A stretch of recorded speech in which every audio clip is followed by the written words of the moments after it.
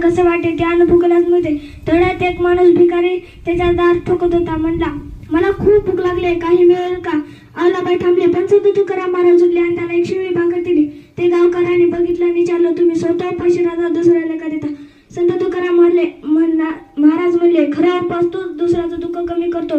देव खरा मंदिरात नाही, तो भुकेल्यांच्या पोटात आहे. खरा धर्म म्हणजे सेवा. हे संत तुकाराम महाराजांचे जीवन होते. दयाळू, प्रमळ आणि माणसासारखे भले होते. तात्पर्य, जगात हार मानू नका, काम करताना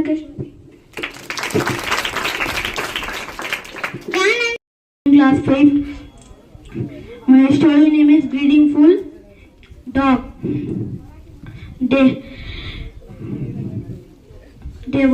इयत्ता 5वी शिकतो. माझ्या गोष्टीचे नाव आहे सिंह आणि उंदीर. एका जंगलात एक मोठा सिंह झोपलेला होता आणि तेव्हा तिथे एक लहानसा उंदीर खेळत होता. आणि उंदीर खेळता खेळता सिंहाच्या अंगावर धावू लागला आणि सिंह हा झोपेतून जागा झाला. आणि सिंह म्हणाला, हे जंगलाच्या राजा, तू मला. त्याचे मित्र त्याला दररोज भेटायचे. तो आईला म्हणाला, आई सोनं रूप नाही तर चालेल, पण तासा प्रेमळ मित्र पाहिजे. तात्पर्य, खरी संपत्ती म्हणजे चांगले मित्र. एका नदीच्या बाजूला एक जामुनाचं झाड म्हणाला, थोडं पुढे गेले मित्र राहत होते. तर बाजारला चालले होते. तर पहिल्या मित्राला 100ची नोट भेटली, दुसऱ्या मित्राला 200ची नोट भेटली. पहिला मित्र काय म्हणाला, 200ची नोट मला दे, 100ची नोट तू घे. दुसरा मित्र म्हणाला, मी त्यांना मला घातले पैसे. एका गावातील एक शेतकरी तांदळाचं पक्षी दूर दूर से पानी लाता और पेड़ों की जड़ों में डालता.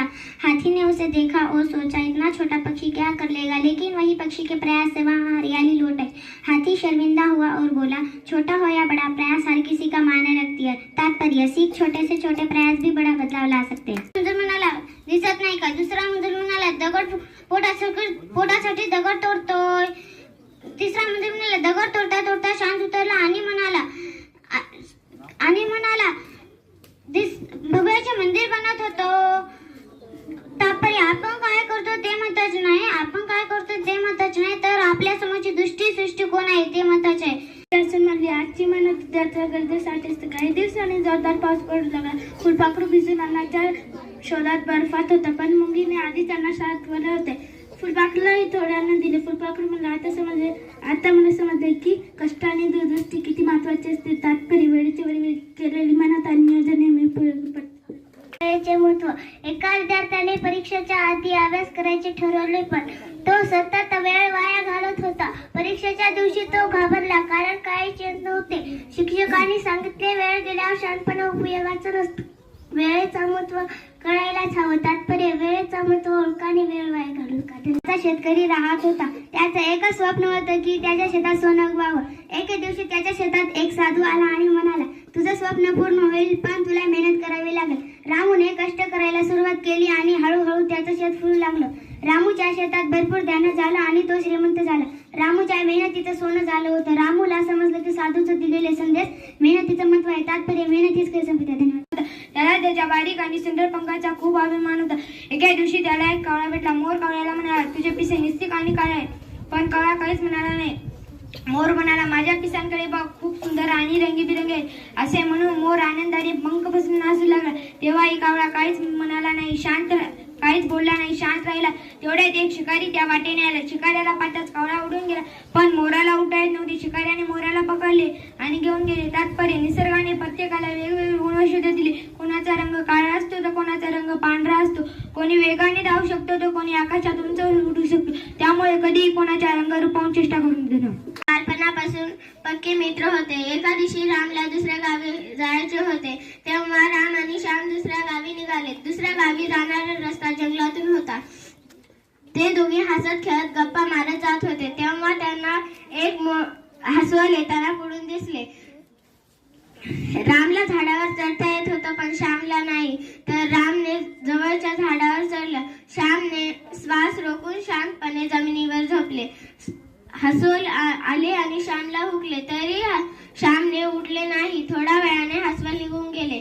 तेव्हा तिथे झाडावरून रामने खाली उतरले आणि श्यामला उठवले. श्यामला म्हणाले, राम की तात्पर्य नोट कौन लेना चाहेगा? सभी बच्चों ने फिर से हाथ खड़ा कर दिया। फिर टीचर ने उस नोट को जमीन पर फेंक कर अपने जूते से कुछ लफ्ज पूछा, अब ये नोट कौन लेना चाहेगा? फिर से सभी बच्चों ने हाथ खड़ा कर दिया। फिर टीचर ने कहा, बच्चों आज मैंने तुम्हें एक बहुत बड़ा पाठ पढ़ाया है।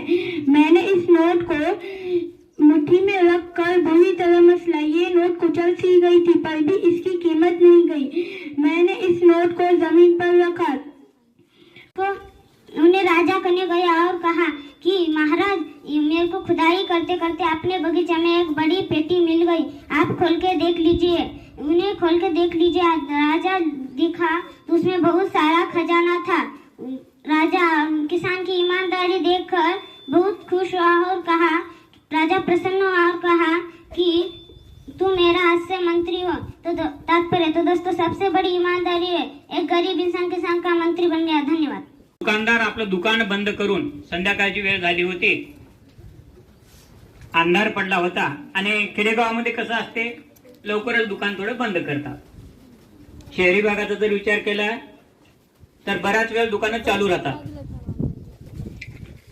मग तो जो दुकानदार होता तो आपलं सर्व दुकानचं सामान जे बाहेर ठेवलेलं असायचं तो मध्ये ठेवला.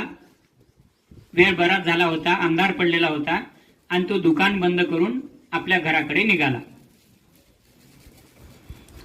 घराकडे बऱ्याच अंतरावर गेल्याच्या नंतर एक छोटीशी मुलगी 5-7 वर्षाची असेल ती पळत पळत पळत कोणाकडे गेली?